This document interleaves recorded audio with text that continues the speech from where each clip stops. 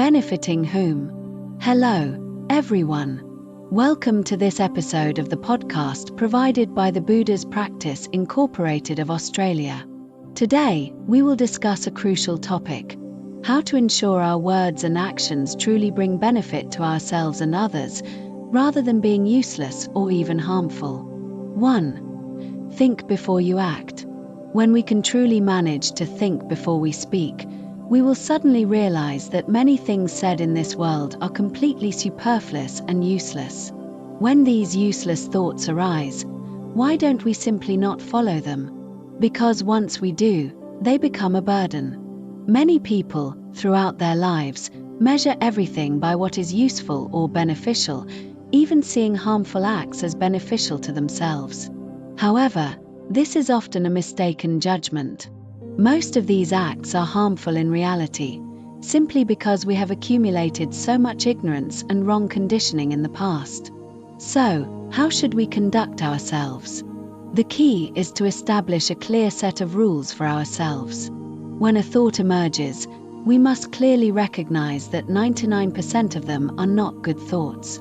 At this point, we can choose to follow or not follow. 2. The criterion for judgment.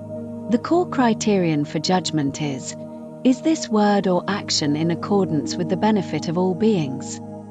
If it is in accordance with the benefit of all beings and can benefit them, then we should speak and act. Conversely, if it is not in accordance with the benefit of all beings, or even runs counter to it, then we should not speak, not act, and not even think about it. This seemingly simple point can, in fact, be applied throughout the 10 virtues. You see, if you act in accordance with the benefit of all beings, you will not kill, because killing is not beneficial to them. You will not steal or lie, because it brings them no benefit. You will not speak frivolous words, because that brings them no benefit. All words that are not beneficial to others are unwholesome words. If it is beneficial, your speech should always be wholesome. If it is harmful to them, even a seemingly kind word can be a harsh one. All of this boils down to whether we take benefiting others as our guiding principle. Furthermore, people always want to know many things. However, 99% of what we know is useless to us, and even harmful. Why harmful? Because it becomes data for your delusions. Therefore, knowing too much is harmful and not beneficial. So, how can we discern whether a thought or a desire to know something is beneficial or harmful to ourselves? We must deeply contemplate. What does it nourish? Does it nourish your wisdom and merit or your afflictions and delusions? Is it delusional data or meritorious data? Is it wisdom data or data that leads you to misfortune?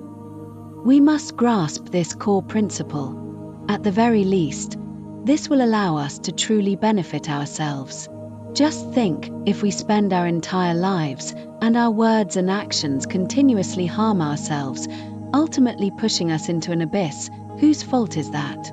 Isn't it all caused by our own hands? 3. Conclusion. Therefore, when you think something is beneficial or not beneficial, please think one layer deeper.